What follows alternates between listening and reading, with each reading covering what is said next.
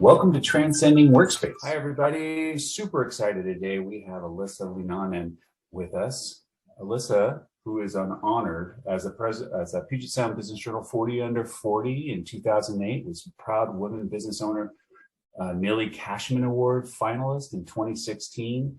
In June of 2019, Alissa also received the Pacific Northwest Entrepreneurial of the Year Award for the Unstoppable category and was named one of America's most inspiring entrepreneurs on the Inc. 500. I'm not done yet.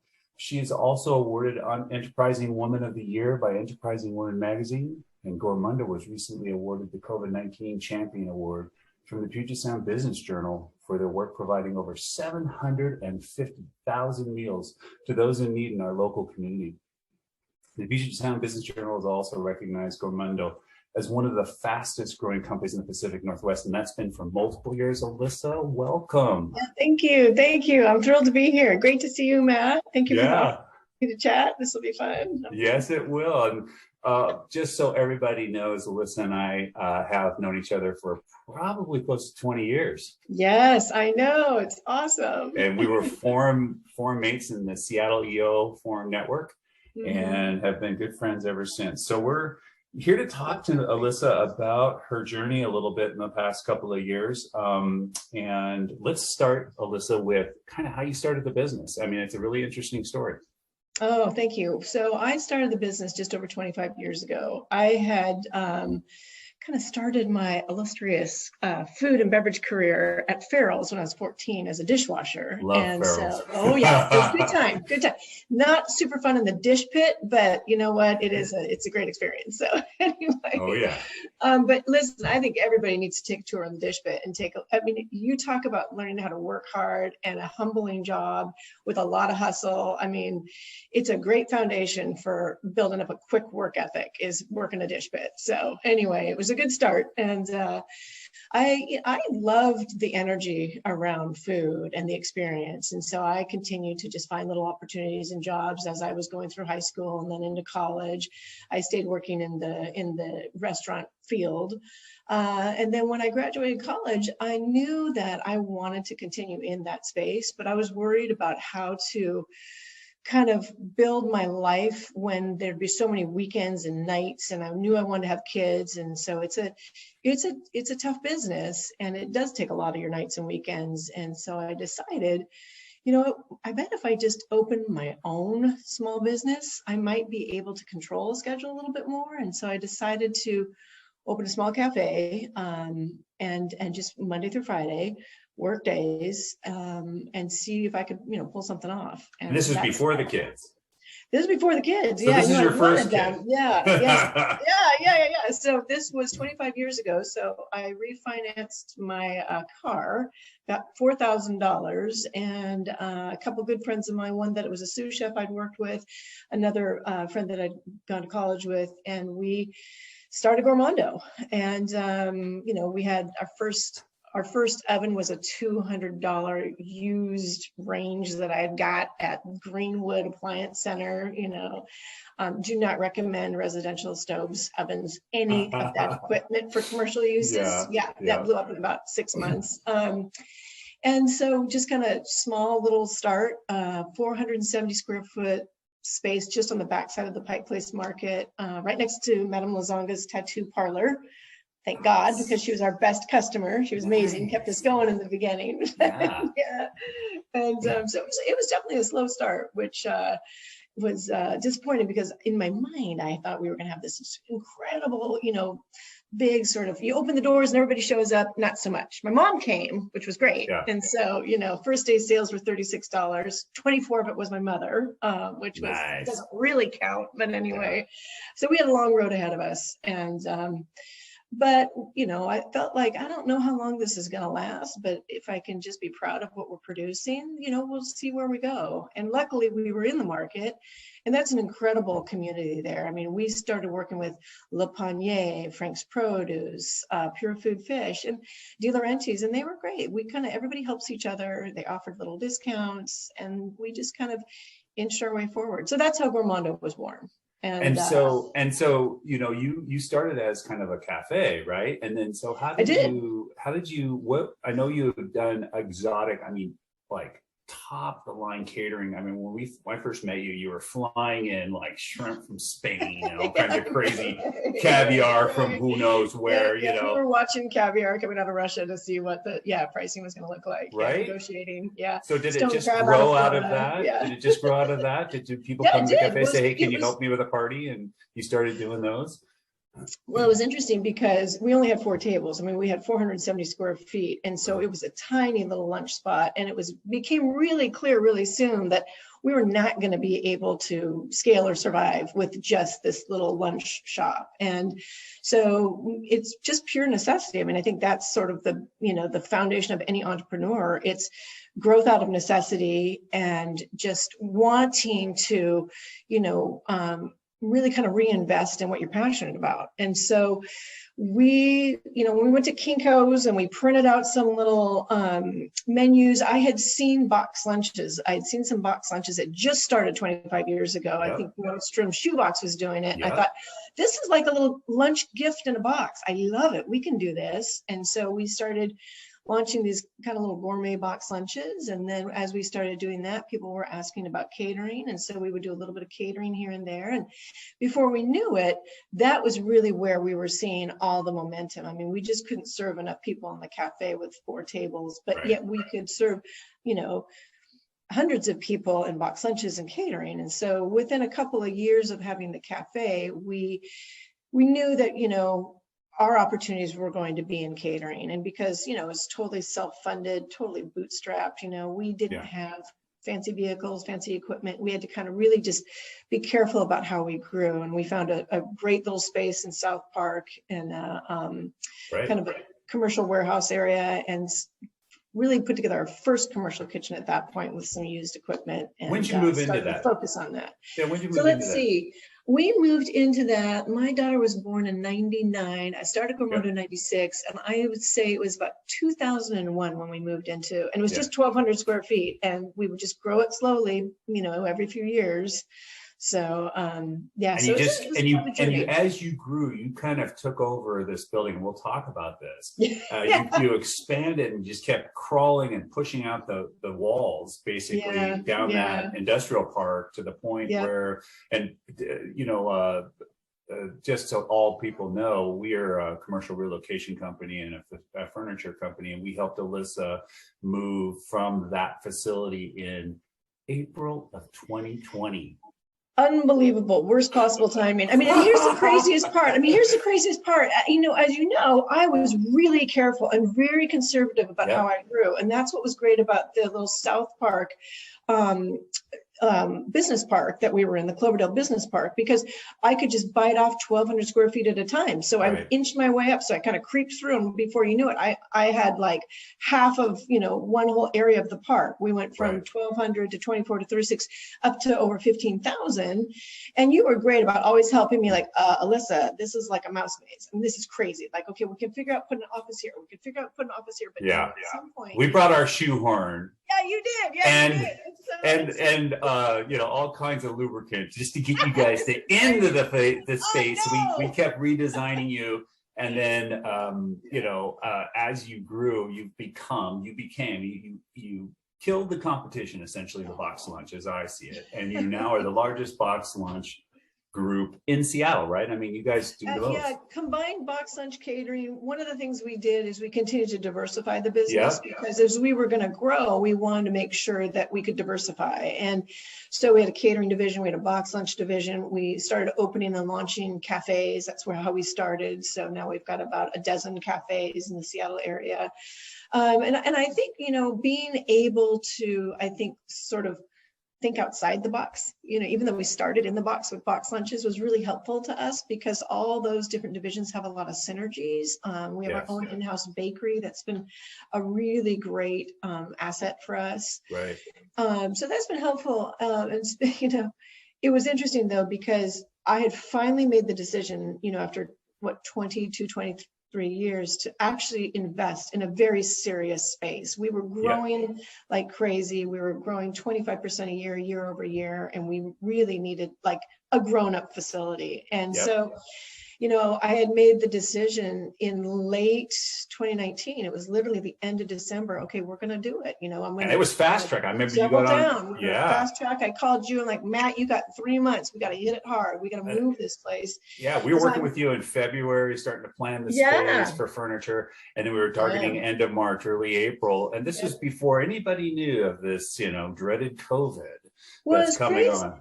Yeah, it was crazy too, because, you know, I'm completely self-funded. I mean, I bought my partners out years ago. So I have 100% of the company. I don't have any investors, no partners, no private equity. It's all me. And I'm a single mom. And single mom of two, Joe and Olivia. That's right. Yeah. And so to be able to be doing all this, I felt like this is, you know, this is a big bet, right? And I believe in my crew, and you're never going to bet against yourself, right? No, but it was a big, huge investment, biggest I'd ever done. And right as we're pulling this trigger on it, and you're getting ready to pack us up, COVID hits. Right. And I'm like, you can't. I just doubled my space. I went from 15,000 to 26,000. Yep. Multi-million-dollar facility. And literally overnight, I've lost 85% of the business. Well, let's talk about it. So you had evolved out of the box lunch, or you still do the box lunch to a very large extent, but these cafes. Now let's describe, so the largest retailer in the world loves you and your cafe business. My marketing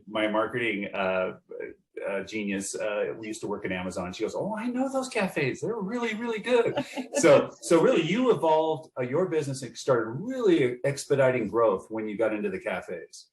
Yeah, so the cafe division was a really great catalyst for us. We had started with Russell Investment Center. We had opened a small little pop-up cafe for them, and it exceeded everybody's expectations. And it was really, we were only supposed to be there for 6 months, just while they were kind of organizing a long-term plan. And we ended up there for 2 years. And Amazon had ended up coming, they'd had a meeting in the building, they came to the cafe and they said, wait, we want one of these. Yeah. And I'm like, oh yes, please. No, we can do that for you. And so our model was a very, you know, kind of streamlined floor plan. We commissaried everything out of our main commercial kitchens. Everything's fresh, you know, coming in that morning, but it's just kind of like a really boutique, broad line of gourmet grab and go products. And then we would partner with different local coffee providers. So we had a great coffee program and really the largest offering of grab and go in the Northwest and bakery.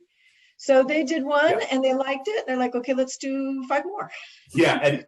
And this customer, we also have business with this customer, and they are like, what's up, let's go and get it done. And the beauty of that is it allows you to stretch and grow so quickly.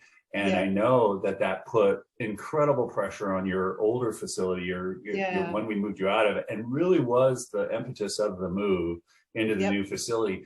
And so right in the heart of, you know, investing, probably all of your marbles were out of the bag. Oh yeah. And you had them on the table, and you move into this facility. I think we moved you April 1, 2, and 3, which is right in the heart of everybody going home. Yeah. Now nobody's at the cafe, and there's really cafes are closing down. Yeah. It's evaporation of probably 40-50% of your business. Or I don't know. Tried 95% of my business was gone. I mean, Amazon was a big client of ours, but you know, we have thousands of corporate clients throughout the Seattle and East Side area, and we do primarily, you know, lunch delivery, corporate lunches, catering, evening work. Nobody's entertaining, nobody's catering, and nobody's in the office. So we literally, truly lost 95% of the business. I mean, it happened so fast. You couldn't even catch up to it. Yeah. It was like, it started. You woke up and it was gone. Yeah, it would start on a Monday, cancellation. We're like, okay, we should reforecast. Let's go 20% down. Next day, okay, maybe reforecast like 40% down. By the third day, we'd lost 85% of the business. And I was like, in 3 days, 85% of your total revenue. In 3 days, yeah, everything got wiped out. Everything started, you know, cancellation. We had nothing. And we're about to make a multi-million-dollar move to a larger facility, twice the size. Yeah. So then what?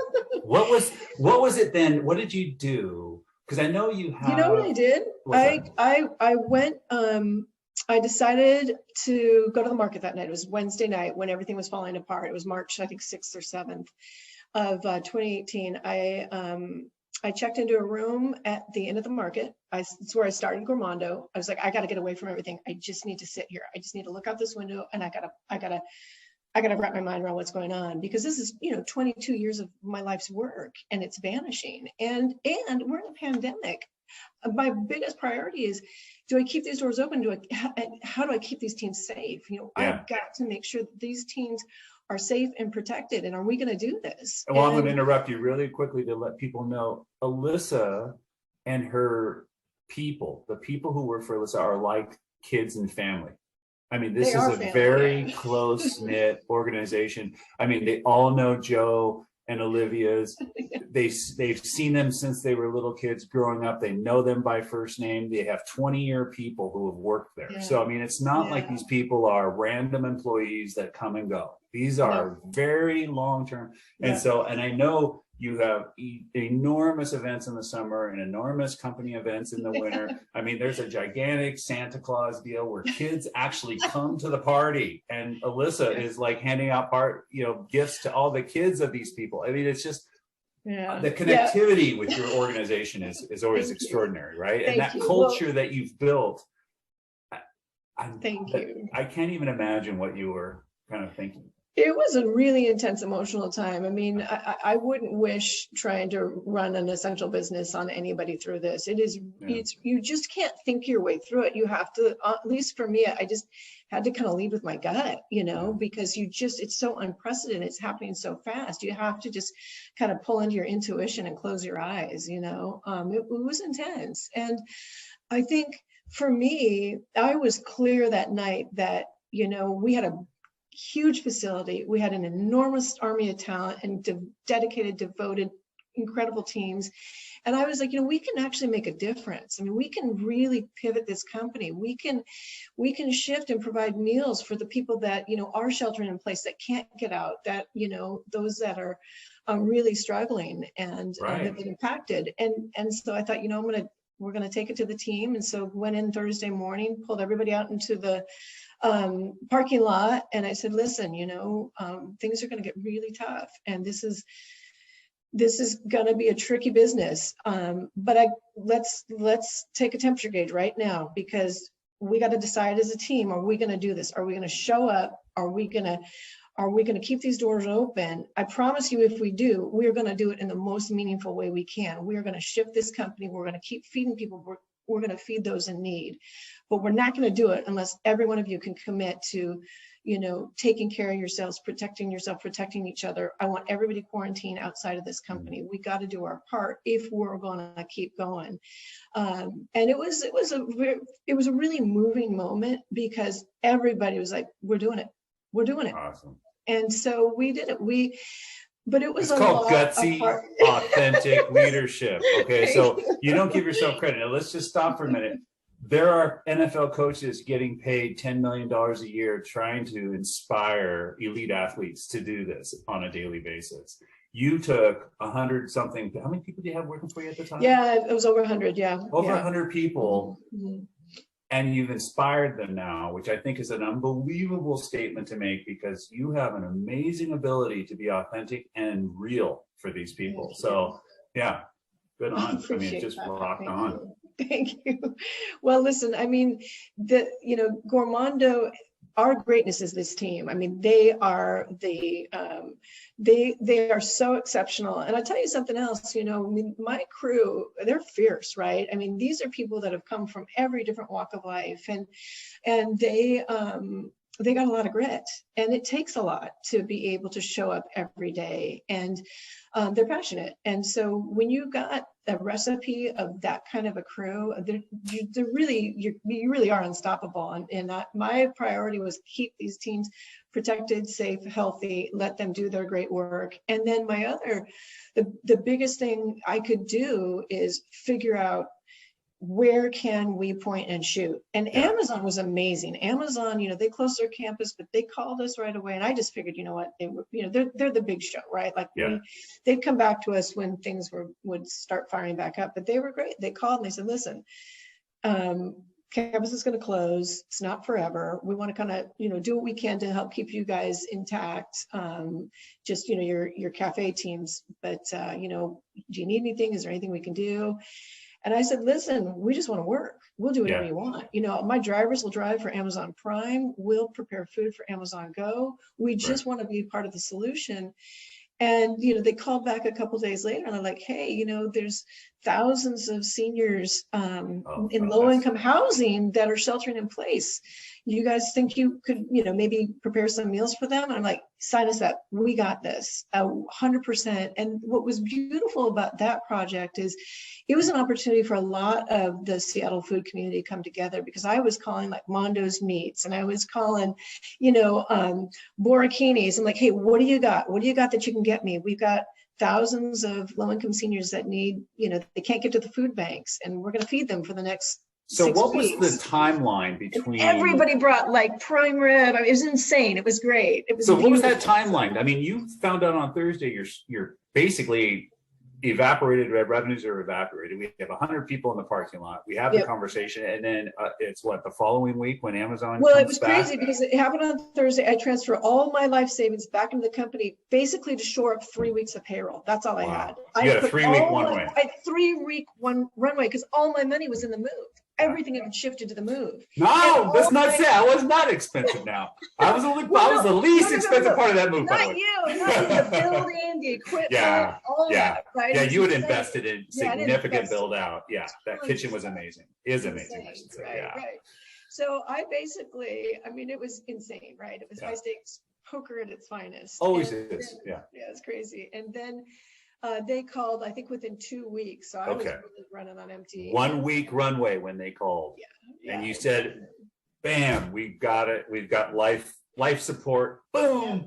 The heartbeat is there. Yeah. And we were doing it at cost, because the idea was just feed as many people as you can and keep as many employees in the company. All I cared about was keeping as many of my team employed as I could. That was the ticket. It was just do it at cost, do as much as you can, keep this team together. So that's how we did it. That was April, almost May of 2020. That kept basically Gormando going through 21. No, because that was a 6-week project. So we continued to hustle and we continued to look for opportunities. And then we were connected with Fair Start. And then we worked with Fair Start for about 6 or 7 months, providing thousands of meals to young school children who had been on assisted meal programs in the school district, but the school district was closed. I mean, the need was so great. And we had a facility and a team that, was able to produce. And so I was talking to Angela, who's the CEO, and I just adore her. I admire her so much, of Fair Start. And she's like, Alissa, we can't keep up. And I'm like, listen, we can support you, whatever you got the horsepower, man. So we just teamed up, right? And between Fair Start and Gormando, we were, I think, 8,000 meals a day to those in need. Yeah, and we were hitting the food banks. I mean, we were feeding as many people as we could, and it was crazy because once again, you were getting product like Cisco would send us stuff like, "Hey, we got a good deal on a bunch of rice." We're like, "Oh, wow, okay, so we'll figure that out." And then the farmers started calling because early in the pandemic, the farmers were like, "Hey, everything's stopped. Our produce is going to rot. Like, can we just get it to you? Can you just process it? Can you do something?" And I said, yeah, bring it, like, get it to us. We'll figure it out. And then I'm not kidding you. These huge, semis and trucks, all these farmers started showing up on our docks. We had 96,000 pounds of onions and potatoes and apples. And we're working with Fair Start. We're like, we have to process all of this so that we can feed people with it. But it was and I'm assuming your team, who had, you've built a business with very specific levels of taste and quality and all of these things, right? And now it's like, what are we going to get today? What are we going to make for lunch? It's like a restaurant. It's like a seafood restaurant. They never know what the catch of the day is going to be, right? So did it all shift internally and have to become like, what the hell are we going to make with this stuff? Oh yeah, it was a constant pivot, like, okay, now what are we doing? Okay, now what are we going to do? Wow. And on top of that, we're also trying to re-enter the market for, for our regular clients. And we had fabulous clients that were regulars, and we needed to figure out how to, get the food to them. So we're doing home delivery, right? Yeah. And Zoom virtual events. And so we also had to take some of the talent and be like, okay, you still got to be creative. We still need to be able to serve our core clients while expectations can to help the community. Right. And it was a lot of pivoting and a lot of new concepts, and some were working, some were not. It was an intense time, but I tell you what, we did everything we could possibly think of just to keep the team together and to feel like, we did our part. So it sounds like an unbelievable growth moment for not just you, obviously, but for your team, your chefs, your sous chefs, your everybody in all levels, I think had all an of us, opportunity for growth.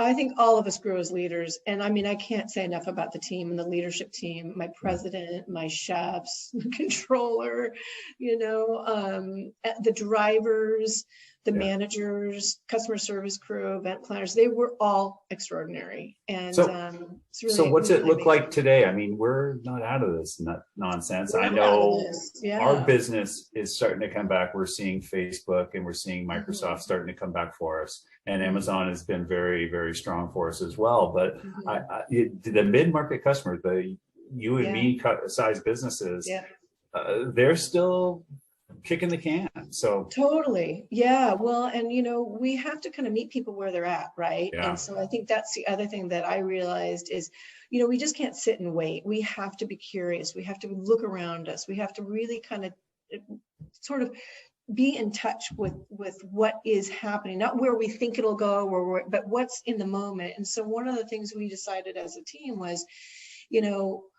grocery is crushing it right now, right? I mean, they're so busy and they're dealing with the burdens of staffing issues and production issues. And there's so many issues with the supply chain. And so we had this incredible facility, and I thought, oh my gosh, if I'm already invested in this facility, I got to maximize it. I got to make it work. And so we were able to get WSDA accreditation, which means we can wholesale. So we launched an entire wholesale line. So we started providing products to Metropolitan Market, who is amazing. Started doing some work with QFC, which is another fabulous grocery. And that's really helped us to kind of balance with and hedge our bets in COVID, right? Because corporate catering is quieter in COVID, but we can. There's always people to feed, and we just need to find the people and feed them. We continue to do work with Fair Start, and we're working with the grocery stores, and that's all we want to do. It's what we love to do, right? So right. We're So let's talk. People. I mean, we could go for hours on all the little pivots and questions and things you had to resolve on the journey that you're on. You look good. Thank you for coming on. I just want to make sure we're getting close to the end here. Let's talk about consequences. They're always good, and they're also kind of sometimes unintended consequences that come out of the decisions. What are the consequences that you found that have come out of all of the experience you've had over the last 18 to 24 months? Yeah, I would say the constant pivots and the intensity of moving so fast is really tough. It is tough on teams. It is hard on leaders. Exhausting. It's exhausting. And so I think that's one of the things that I learned is that, it's not a sprint, it is a marathon, and we've got to take care of ourselves, and we've got to allow ourselves some time to sort of recuperate, because when you're running on adrenaline that long, the burnout is real. Yeah, we call it change fatigue. It is it's constant. Intense. Yeah. It's intense. And I think as kind of running the company, that's something that I learned was like, hey, I have to loosen up the pedal on the gas, right? It's an enormous amount of pressure that's relentless. And we all need to take a beat. We all need to take a minute and really make sure that we're taking care of ourselves during this time. Right. And I think that, when we allow ourselves some space to kind of breathe, I think it makes us better. And I think we are smarter about the decisions and we become more intentional. So I would definitely say I have shifted the gear a bit as we're moving into our third year of this, because I think it is incredibly hard on teams to be constantly changing and constantly pushing. And I think at some point you just need to take a look at, okay, well, what is working and what's not? And then let's just invest in what's working and stop constantly trying to reinvent the wheel, right? Yeah. Yeah, all those business books we've ever read come to life in some ways, right? I know. You know, and you know, the last few quotes I'll leave you with, you know, this one here is from Epictetus. The circumstances do not make the woman, they only reveal her to herself. What was revealed to you? You never give up. You never give up. You never give up. And you just, there's always a way to move forward. And I think where you put your energy is where you go. And I knew in my heart that we were going to find our way. And that's where my energy went. I was like, we will keep moving forward. And we figured it out. Well, it sounds like you're jumping. Where you go, I think. Yeah, you're jumping ahead to, you know, Marcus Aurelius, who the impediment to action advances action. What stands in our way becomes the way. Yeah. The obstacle is the way. Obstacles way. And boy, this was a brutal obstacle, I'll tell you that. Like, I could not have even imagined an obstacle like this. And I feel like in 25 years of running my company and, you know, the different challenges that we've pushed through, nothing could have prepared you for this. I was like, what? No, they don't like having kids. They don't teach this. They don't give you a handbook. No. And I also let everybody know you've got two. You've got Joe just graduated high school. He's getting ready to go to college. So it's a senior year. Yeah. This year. This is a senior year. Okay. And Olivia is how She's long? 22. Yeah. So she's just finishing college. Yeah. And she's at one of my cafes and she's crushing it. Yeah. Cool. Kids are great. That's awesome. And so as a single mom, people, she has all her hair, beautiful hair. Thank you. She's got a lovely home in Seattle she just moved into. She's just recovered from COVID. And we thank you for coming on and telling your story. I hope that this story helps people in the business community in general, because it's a really interesting story about pivoting and getting, you know, everything taken away and then recommitting and doubling down and getting it done. So thank you. Congratulations. Thank you so much. Oh, Matt, thank you so much. I appreciate it. It's great to see you. Great to see you too. Thanks again. All right. Take it easy. Bye-bye. Bye.